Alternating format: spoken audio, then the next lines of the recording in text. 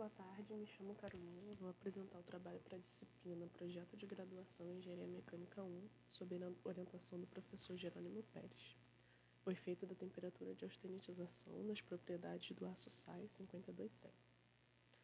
O aço SAI 52-100 é muito utilizado em rolamentos e normalmente ele é um aço temperado. Ele tem entre 0,95% e 1,10% de carbono e é um aço também com manganês, silício e uns segregados de fósforo e enxofre. Sabe-se que as condições de têmpera influenciam diretamente as propriedades não só desse, mas de vários ácidos carbônicos.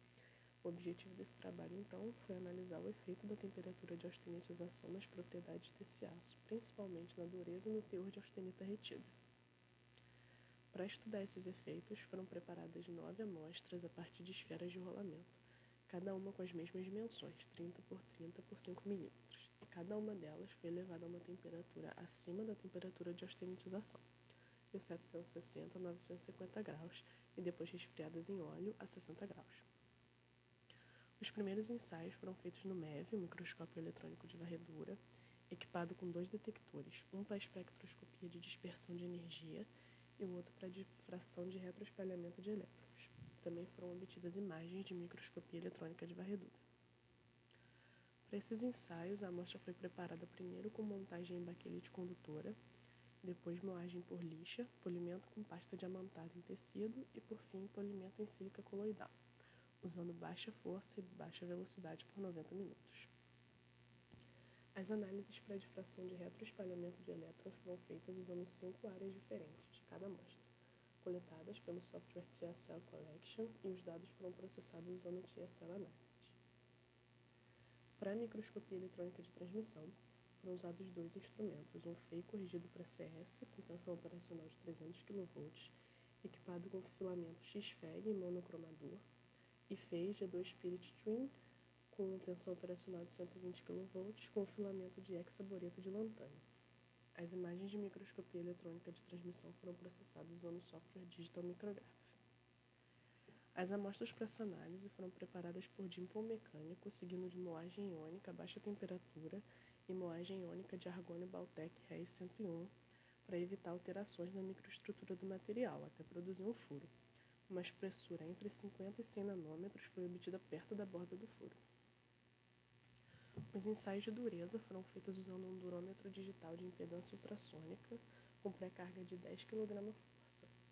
Começou com a escala Rockwell B e, como o resultado obtido foi menor que 20 Rockwell B, então foi seguro mudar a escala para C. Foram feitas 10 medições em cada amostra e depois feita a média aritmética entre elas.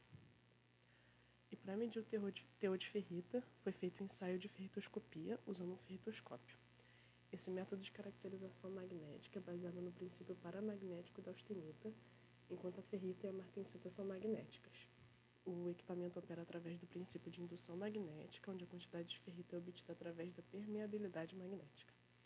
Esse princípio define que um campo magnético gerado por uma bobina entra em interação com os elementos magnéticos da amostra e a variação desse campo magnético induz uma tensão proporcional à quantidade de ferrita em uma segunda bobina, ou seja, é possível determinar o teor da austenita retida fazendo 100% menos o teor da fase magnética na amostra.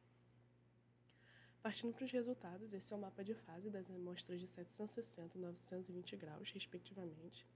É clara a diferença na microestrutura. A amostra de 760 graus apresenta alta quantidade de fração de partículas de carbeto de cromo e baixa fração de austenita, enquanto a de 920 mostra alta fração de austenita e baixo número de partículas de carbeto de cromo.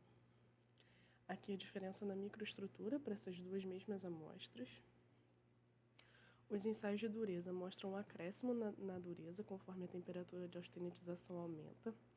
A 900 graus existe uma queda e novamente essa dureza volta a subir.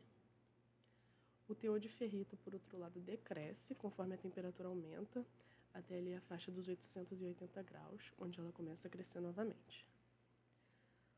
Os próximos passos. Os próximos ensaios a serem feitos são os ensaios de difração de raio-x para determinar a estrutura atômica, o ensaio de magnetômetro de amostra vibrante para obter as curvas de magnetização e, por fim, entender a mudança do comportamento do material na faixa de 850 a 900 graus, tanto para a dureza como para teor de ferrita.